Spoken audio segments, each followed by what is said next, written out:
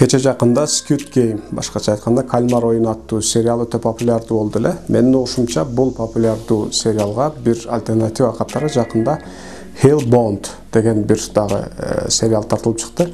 Мен көрүп чыктым, аябай кызык экен, балким көргөндөр болсо дагы жакшы түшүнөт, көрөлектер болсо көрүп чыкса аябай дагы кызыктуу болот. Мен бул сериалды көрүп чыгып, кээ бир ойлорду бөлүшүп койгум келди. 더 정의로워야 한다. Биринчиден диний түшүнүк адамдарды канчалык жолдон чыгарышы, кандай жырткычтыктарга алып барып коюшу, эмнелерди гана кылдырып жүрбешин бул кинодо аябай жакшы чагылдырып тургандыктан диний тармакты дайыма туура багытта кармоо, туура багыттоо канчалык маанилүү экендигин бул кинодон көрүп дагы бир жолу сону түшүнүп алса болот экен.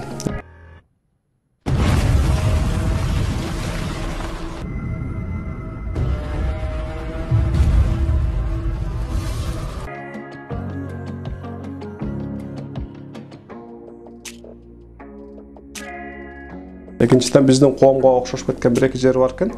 Биринчиси жанагы ютубер ошол кинодогу диний түшүнүктү жайылышына бул Кудайдын үнү, бул Кудайдын кайрылуусу өкүмү, муну аткарбасаңар Кудай андан сайын бизге жинденет, дагы көп мындай натыйжаларга кирип калышы мүмкүн деп кыйкырып, бакырып, өзүнөн кетип жанагы маселе айткан киши мындайча айтканда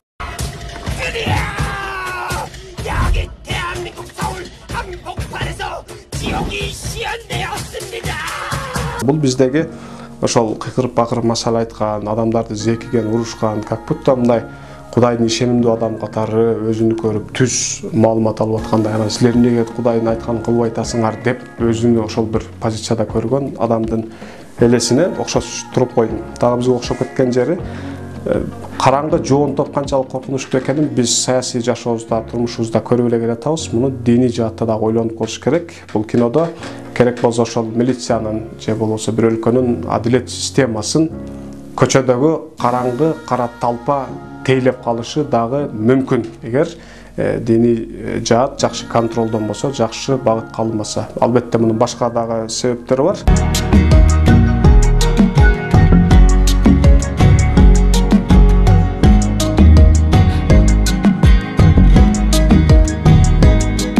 Махти түшүнүгү башкача айтканда кандайдыр бир адамзат тупикке кириптер болгондо бир Кудайдын ишенимдүү бир өкүлү келип, ал оор абалдан адамдарды алып чыгып кеткен түшүнүк. Бул бир топ эле диний түшүнүктөрдө, диндерде кездешкен бир көрүнүш. Бул жерде дагы кездештир, бирок биз көңүл бурушубуз керек болгон нерсе бул жерде караңгы адам өтө коркунучтуу болот. Ой пикири манипуляцияга ачык болот. Бир туруп эле актап атса, бир туруп эч ойлонбой туруп көк тебириши мүмкүн. Андыктан мындай адамдарга ишениш болбойт. Мындай адамдар менен иш жүргүзүш мүмкүн эмес. Бул жерде мисалы үчүн өзүн Махти деп койсо, ошого ишенип кетип, алданып кетип, ошо алсыздыгынан улам, маалыматсыздыгынан, билимсиздигинен улам Кудайдын өкүмү деп жанагы жаш баланы бычактап өлтүргөнгө чейин аракет кылып көрө турганга чейин кадамга баргандыгы бул диний аң сезим канчалык эгер мокок болсо, билимсиз болсо, ошончолук коркунучтуу болуп калышы мүмкүн деген тыянакты берет. Буга көңүл буруп коюш керек. Биз бул кинодон эмнени үйрөнөбүз? Биринчиден, Кудай адамдардын ишине аралашпайт. Кудайдын өкүмдөрү, Кудайдын максаты китептерде жазылуу. Эгер ислам сөз боло турган болсо, биз муну Курандын, хадистин тегерегинде ойлонуп койсок болот. Бул үчүн ошол кантип адилеттүү жашаш керек, кантип туурага жанашып, туура эместен узакташып, жакшы бүтүндөй адамзаттын жыргалчылыгы үчүн туура жашап өтүш керек деген нерсенин баары бар. Муну орундатыш үчүн эмне кылыш керек? Бул тапшырма адамга жүктөлгөн. Кудайдан жардам күтүү туура эмес бул жерде. Экинчиси рационализм, акыл эс жана адамдын абийири бул жерде канчалык маанилүү экенин өтө так көрсөтүп тур. Диний түшүнүк сөзсүз түрдө бул үчөөнө шайкеш болуш керек. Анан жоромолчуларга дыккат.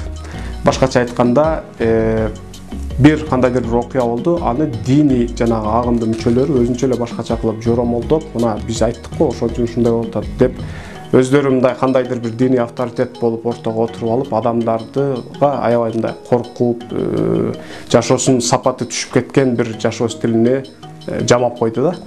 Бул жоромолчуларга көңүл буруш керек. Ошол рационализм, акыл эстүүлүк, адамдын абийири деген нерселер менен динди карасак, ушундай жоромолчуларга нан чыкпай турган, жоромолчуларга мындай жоромолуна муктаж болбой турган бир диний түшүнүк калыптанмак. Мисалы биздин эле эң акыркы башыбыздан пандемия өткөндө бул бир эле Кыргызстанда эмес, дүйнөдө керек болсо башка диний агымдарда дагы Кудайдын бул түз кийлигишүүсү, түз бизди жазаландырып атышы, андыктан көчүк тыгызып жашаш керек деп, мындайча айтканда, коронавирусту Кудайдын бир кийлигишүүсү, Кудайдын жазасы катары көрдү эле.